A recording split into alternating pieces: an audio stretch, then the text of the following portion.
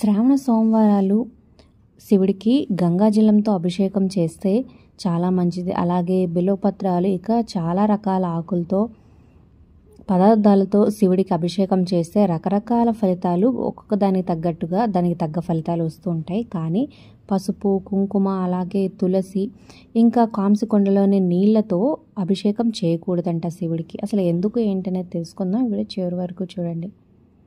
పసుపు, కుంకుమ మనం చాలా సాధారణంగా పూజలకు వాడుతూ ఉంటాం. అలాగే చాలా పవిత్రంగా, అలాగే ముఖ్యంగా పసుపు అయితే ఆరోగ్య సమస్యలను తగ్గించడంలో, అలాగే సంతానోత్పత్తి, వివాహంతో ముడిపడి శుభకార్యాలకి అన్నిటికీ వాడతాం. అలాగే కుంకుమ కూడా ముఖ్యంగా స్త్రీలకి, వివాహిత స్త్రీలకి సౌభాగ్యంగా అలాగే చాలా శుభప్రదంగా ఆశిస్తూ ఉంటారనమాట. కానీ శివుణ్ణి సన్యాసిగా చెబుతూ ఉంటారు.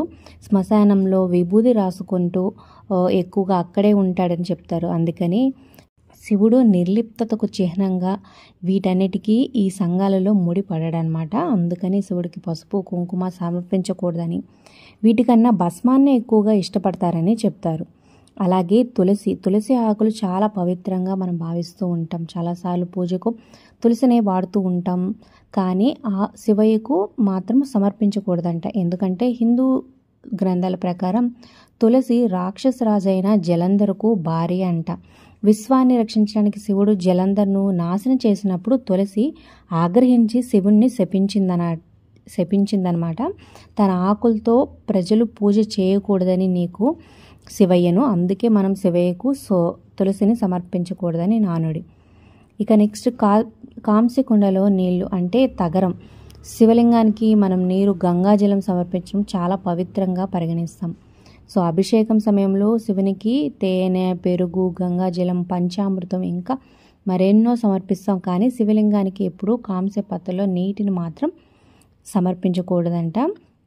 ఇలా చేయడం అశుభం అని చెబుతూ ఉంటారు.